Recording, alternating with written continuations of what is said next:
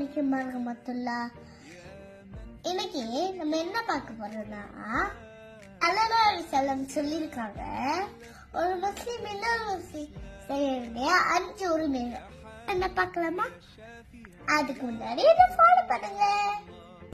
Okay, first சலாமுக்கு பதில் சொல்லணும். Second, நோயாளி உடல்நிலை விசாரிக்கணும். தேர்டு, ஜனாசாவை பின்தொடரணும். ஃபோர்த்து, விருந்த அழைப்புக்கு பதில் அளிக்கணும். ஃபிஃப்த், தும்மியவருக்கு எருஹமக்கல்லா துவா செய்யணும்.